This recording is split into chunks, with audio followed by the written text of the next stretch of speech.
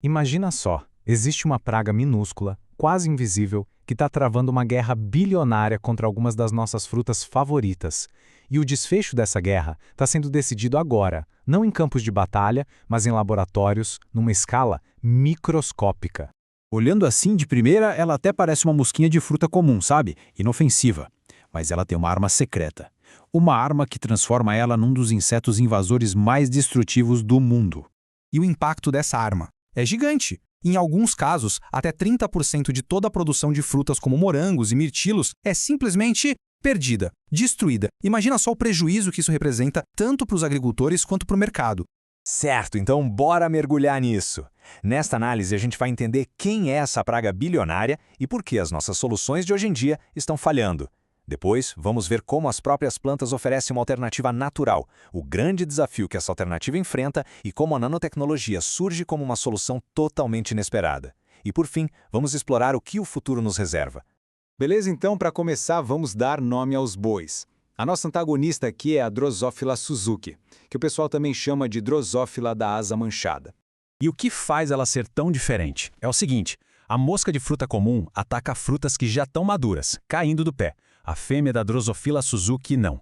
Ela tem essa estrutura serrilhada, que é quase uma serra em miniatura. Isso permite que ela fure a casca de frutas perfeitamente saudáveis, ainda verdes no pé, e coloque os ovos lá dentro. O resultado é devastador. Por fora, a fruta parece ótima, mas por dentro, as larvas estão comendo e destruindo tudo. Claro. Qual foi a primeira reação da agricultura? Usar pesticida sintético. Só que essa solução se mostrou um baita problema. E o motivo é esse aqui. E olha, esse dado é de cair o queixo. Mais de 90% do pesticida que é pulverizado simplesmente se perde. Vai embora com o vento, com a água e nunca chega a tocar na praga. É um desperdício inacreditável com consequências bem graves. E o problema não é só o desperdício, né? Essa pulverização toda contamina a água, o solo, mata insetos essenciais como as abelhas e, ironicamente, ainda elimina os predadores naturais que poderiam ajudar a gente a controlar a Drosophila suzuki. E para piorar tudo, o uso constante desses produtos químicos faz com que a praga fique cada vez mais resistente a eles. Com esse beco sem saída, a ciência começou a olhar para outro lugar em busca de uma solução para a própria natureza. E encontrou nos vegetais uma forma de defesa.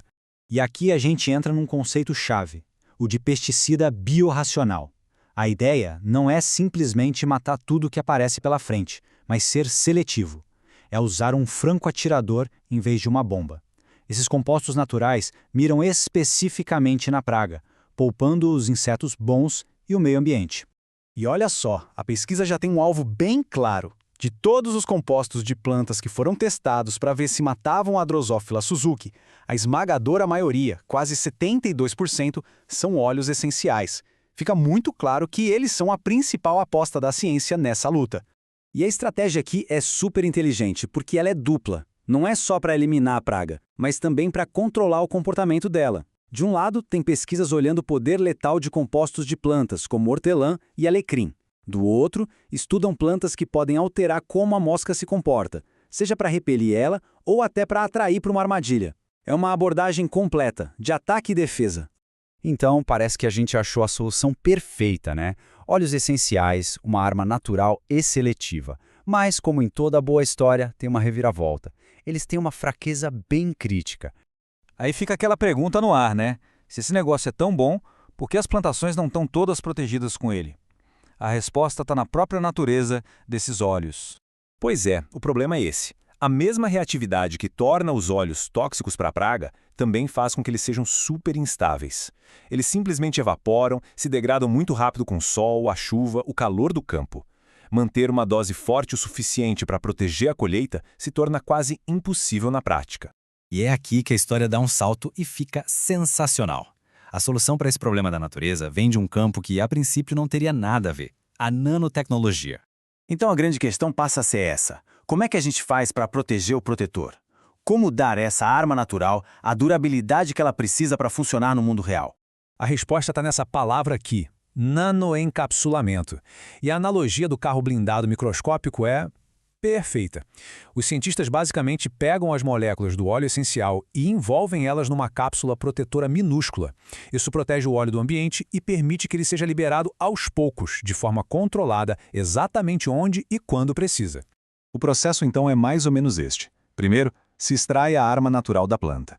Segundo, essa arma é colocada dentro dessa armadura microscópica. E terceiro, com isso, se cria um biopesticida de última geração que é ao mesmo tempo potente, durável e ecológico. Essa mistura de botânica com nanotecnologia, poxa, parece a resposta do futuro. Só que isso é o mais surpreendente de tudo, essa é uma fronteira que a gente mal começou a arranhar. Isso fica escancarado quando a gente olha para estes dados. O gráfico da esquerda mostra um aumento absurdo de artigos sobre a Drosophila Suzuki, o que mostra o tamanho do problema. Agora olha o gráfico da direita, o verdinho. Ele mostra um número minúsculo de artigos pesquisando soluções biorracionais para combater essa mosca. Existe um abismo entre o tamanho do problema e o esforço para achar uma solução sustentável. E agora se prepara porque esse talvez seja o dado mais impactante de todos. A revisão da literatura científica, que cobriu os últimos 5 anos, encontrou apenas um único estudo que testou um óleo essencial nanoencapsulado contra a Drosophila Suzuki. Apenas um. E isso tudo nos deixa com a pergunta final, né? Temos uma super praga causando prejuízos bilionários, uma solução natural super potente, mas que é frágil, e uma tecnologia capaz de dar a armadura que ela precisa. Será que a menor das ciências é a chave para destravar a melhor defesa que a natureza pode oferecer? Tudo indica que o caminho está aí, só esperando para ser explorado.